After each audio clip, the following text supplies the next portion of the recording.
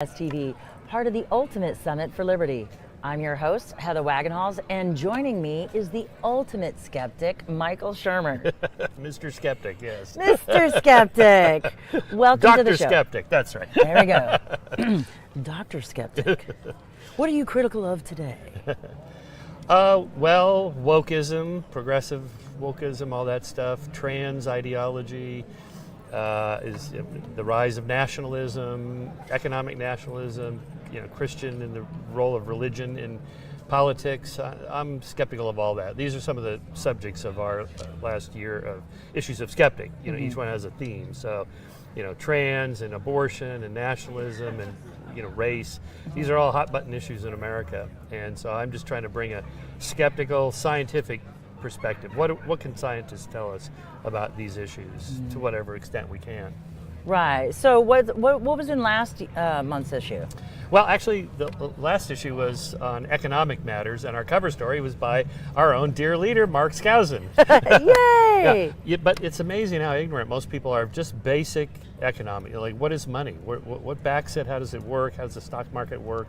Why are we so much richer today than ever before? Why does everybody think it's the opposite?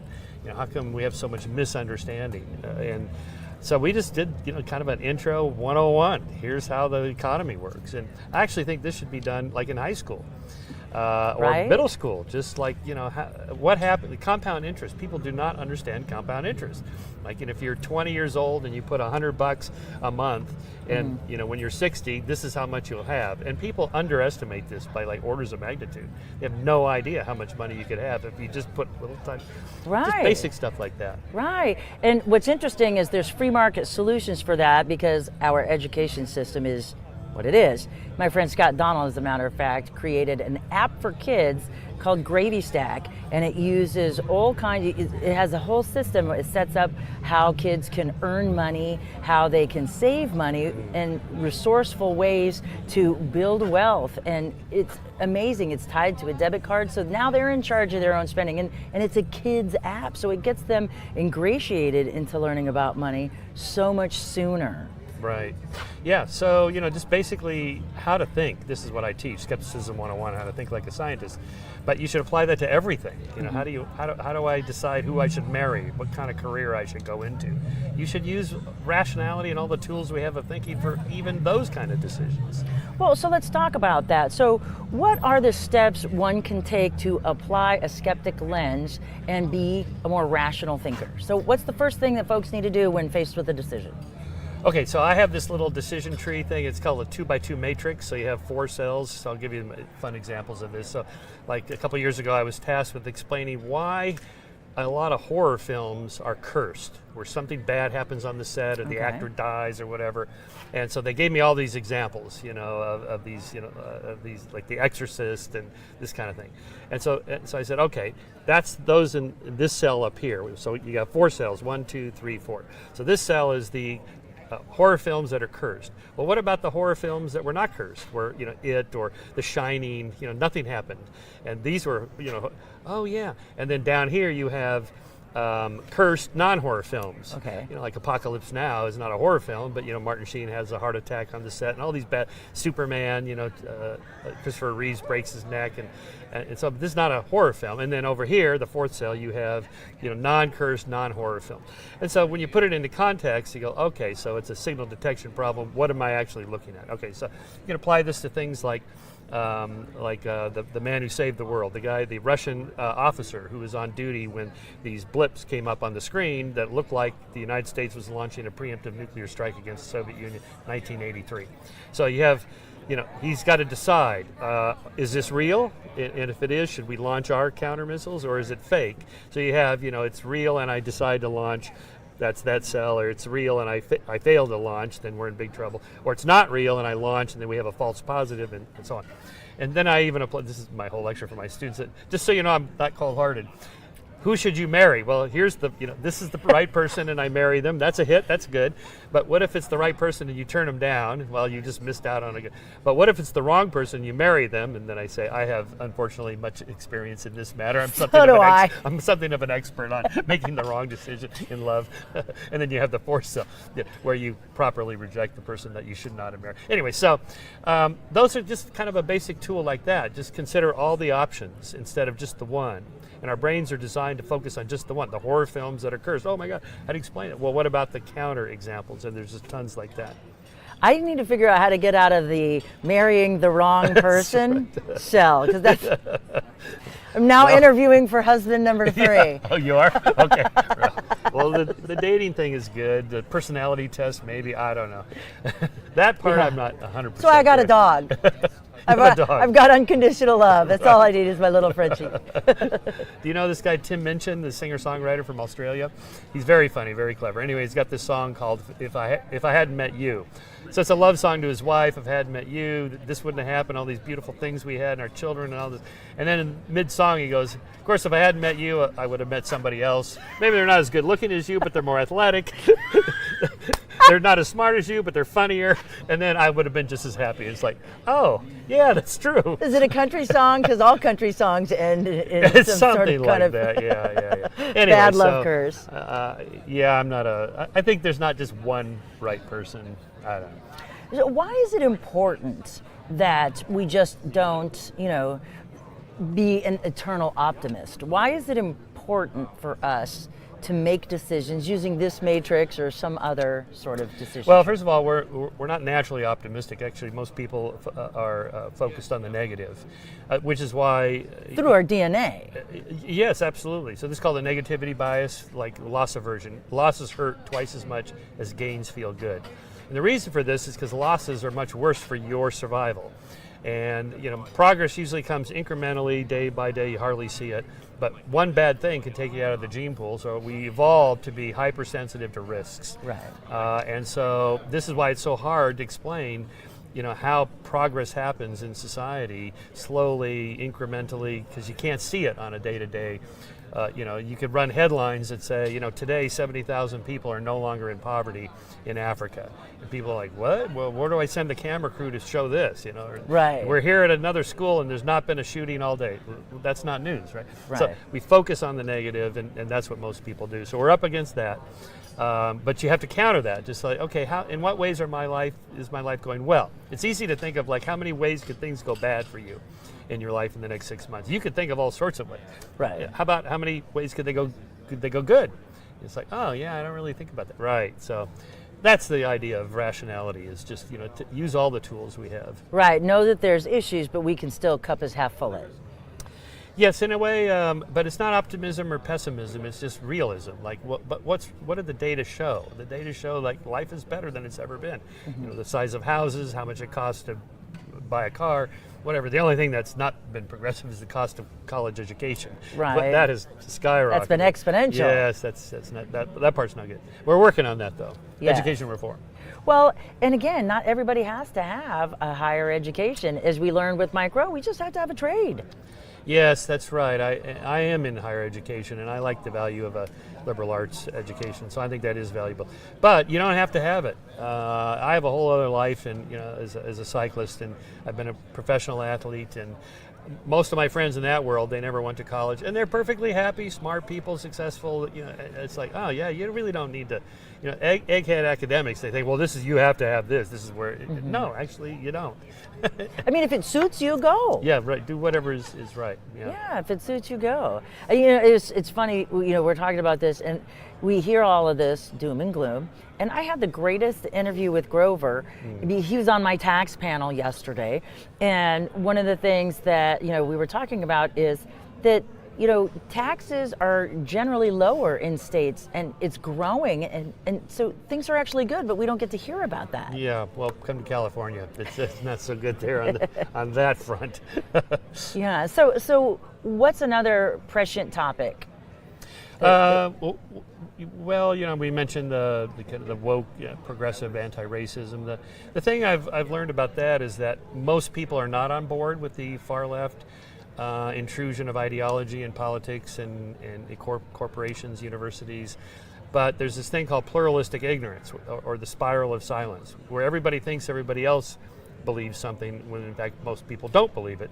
But if you don't have the opportunity to communicate, and you don't have a free press, you don't have open conversations and dialogue, and everybody self-censors, then nobody knows that nobody else actually believes this, right?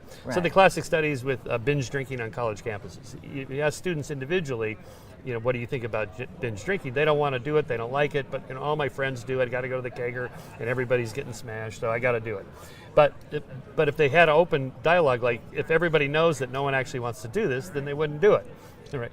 So I think much of the whole DEI in academia, or the wokeism in corporations, is driven by a handful of people at the top that think, well, we got to do this because why? Well, whatever. We don't want to get canceled, or it's good for like Bud Light, and all that stuff.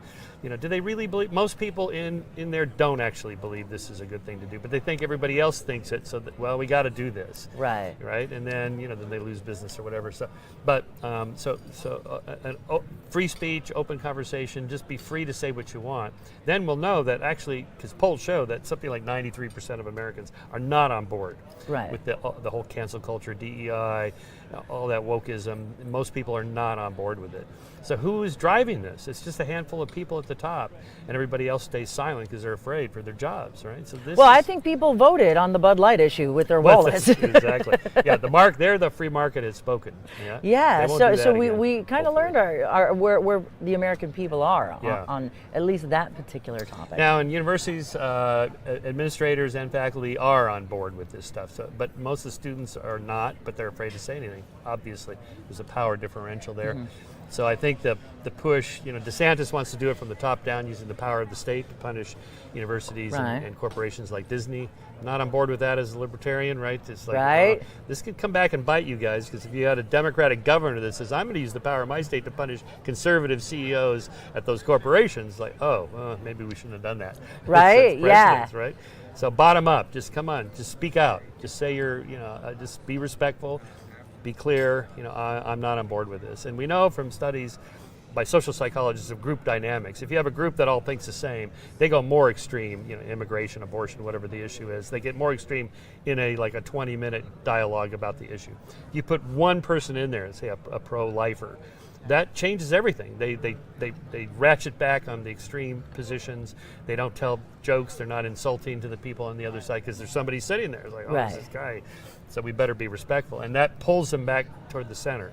So this is good, having the kind of open conversation with other people that think differently from you. This, free speech. I mean, I don't explain this to you, but a lot of people need to hear this. Like, we should talk to each other. Like people that don't think the same as me. Right. And that's one of the things that I love about Freedom Fest, is because it's an opportunity to have so much diversity under one roof. I mean, you've got atheists for liberty, and in the same row, you've got Christians for liberty. Right. And what do you know? They're not warring factions. Everybody can agree to disagree agreeably here. Yes. What's some of the things that keep you coming back to Freedom Fest? Oh, well, I like the people. And of course, Mark's a good friend. And I just kind of like the open conversations about everything. I mean, there's a lot of stuff that I just don't know that much about from the speaker. So I just sit in and go, I never really thought about that. Maybe that's a future issue of Skeptic Magazine, right? So I come to learn and good research.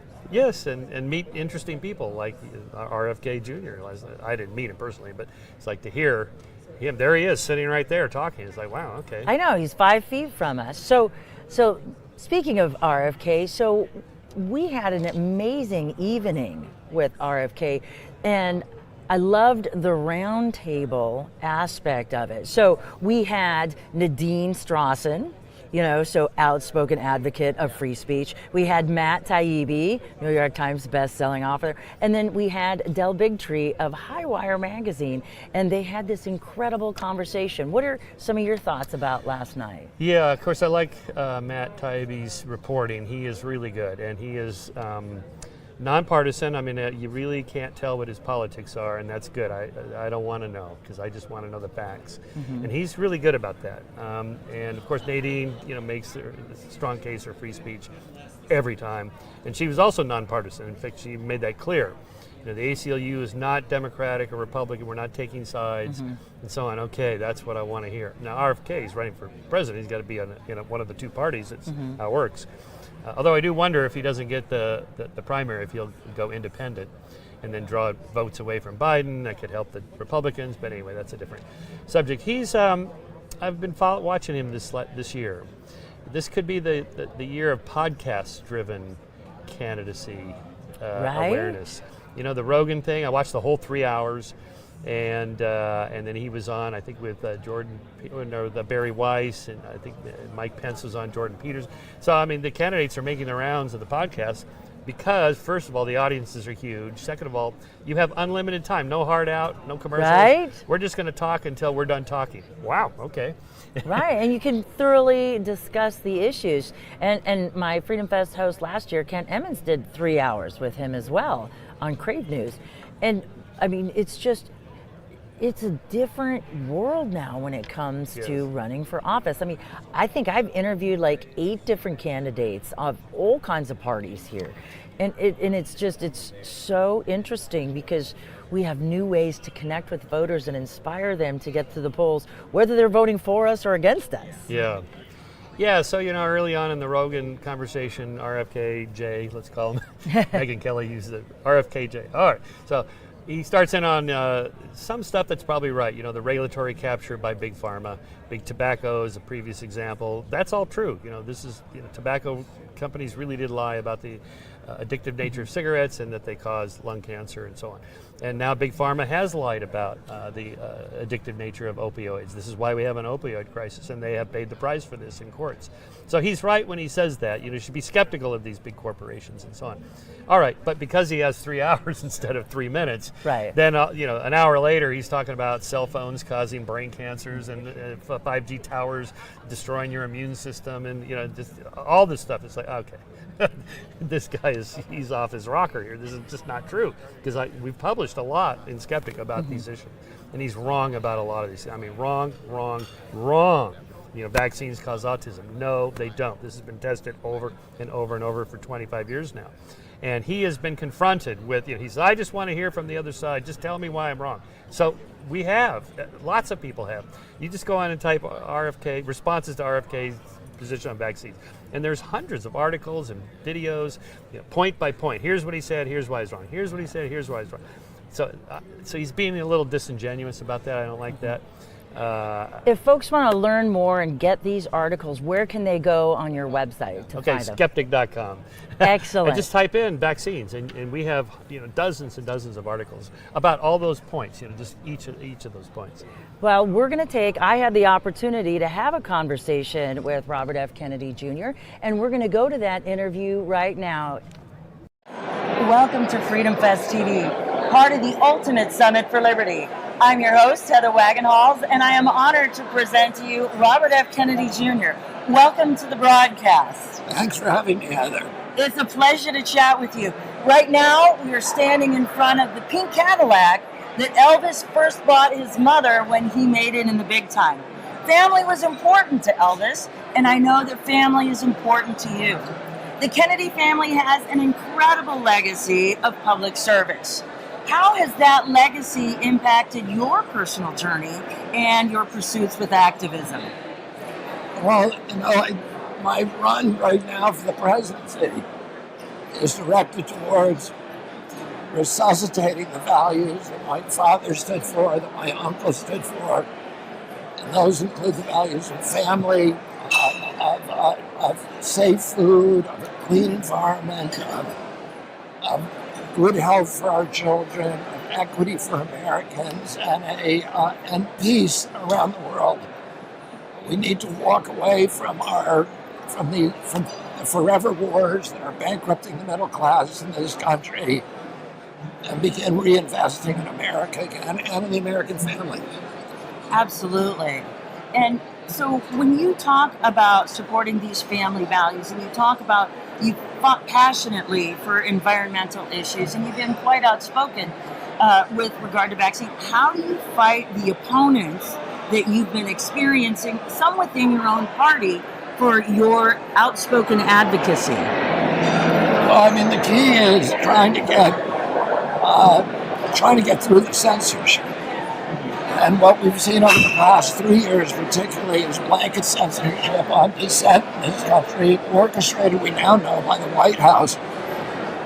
Judge Doty's decision in the Western District of Louisiana, 155-page decision this week on July 4th, ordered the White House to stop all contact with social media companies because the White House broke the First Amendment, violated our Constitution by persistently and consistently censoring political speech, and I was the first one being censored. Under the decision says that 2 days after the Biden administration came into office, they ordered Instagram and Facebook and Twitter to start censoring my speeches. Well, what can we do as individuals to help you in your fight to achieve all of this? People need to start speaking out. You need to talk to your elected officials, and you need to support candidates who are going to support freedom, and particularly freedom of speech. A government that is able to censor its opponents has license for any kind of atrocity, and you know, it's a core American value that the government should not be censoring the speech of American citizens. Agreed. Well, I am so thrilled that you're such a proponent of protecting free speech and protecting all speech. So if folks want to find out a way to learn more about what your platform is or to be able to support you, is there a website that they can visit? They should go to Kennedy24.com. Well, thank you so much. Thank you, Heather. It's been an honor to meet you, truly. The honor's mine. Thank you. Thank you so much. And we'll be back with more Freedom Fest TV right after. Welcome to Freedom Fest TV, part of the Ultimate Summit for Liberty. I'm your host, Heather Wagenhals, and sitting with me is Americans for Tax Reform, Grover Norquist. Good to be with you. It's great. Let's talk about our evening with RFK, shall we? That was fun. That was interesting. Yes. So let's just start out with the fact that we had an intimate conversation with him in this roundtable format. What were your thoughts?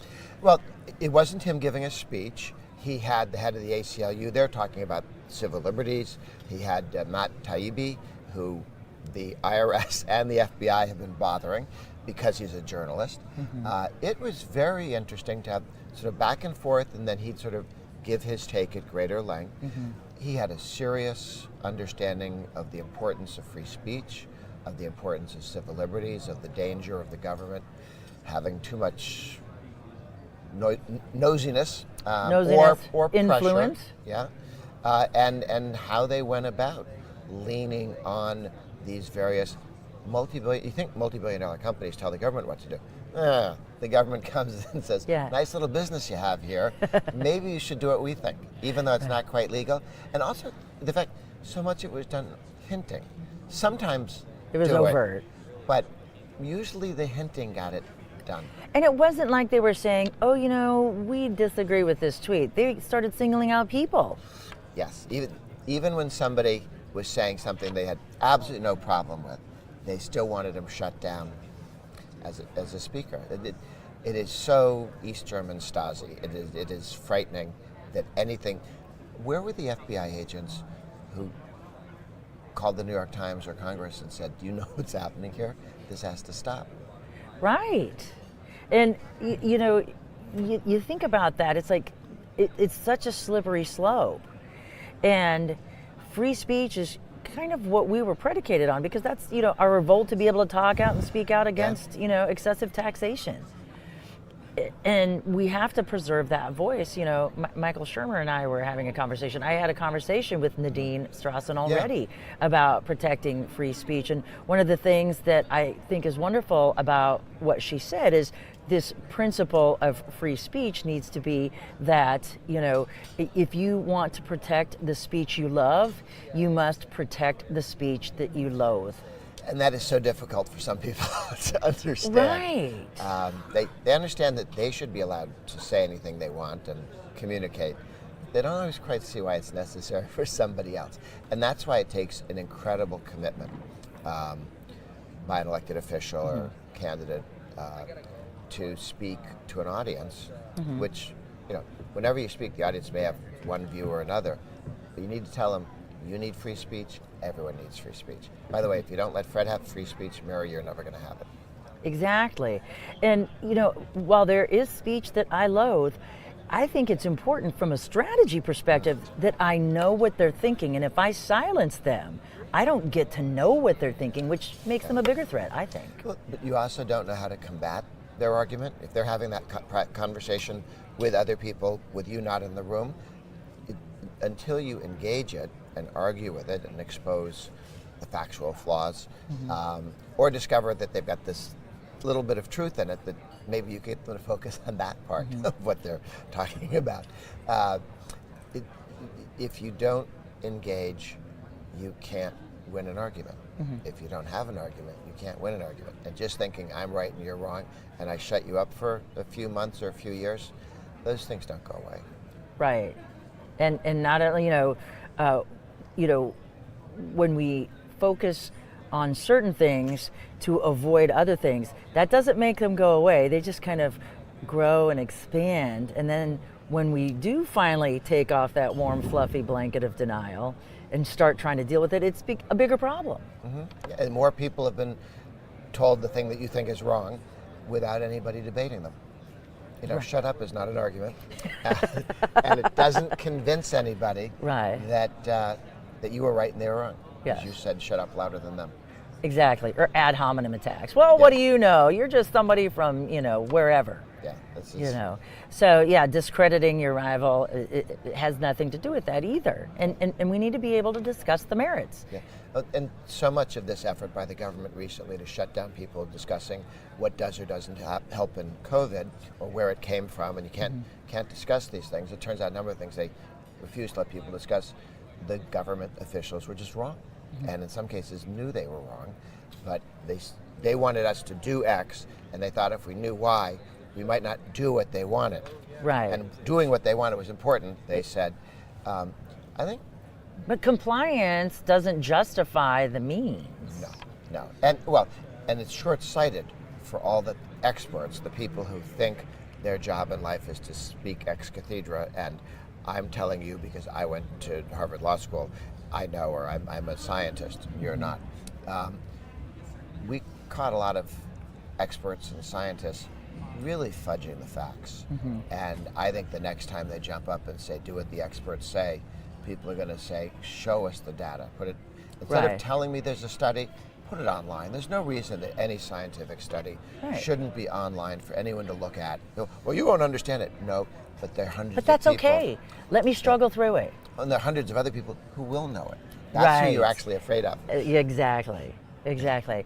Well, any final thoughts about last evening? Takeaways? Well, it was a great evening. I think as a candidate for the Democratic nomination for presidency, Robert F. Kennedy showed as a candidate a real depth of understanding of an issue like the First Amendment. And he could walk people through it and how it was being threatened. And it was a very sophisticated conversation on his part. And I'm not sure I've heard too many politicians that they could tell you, I'm for this, but why?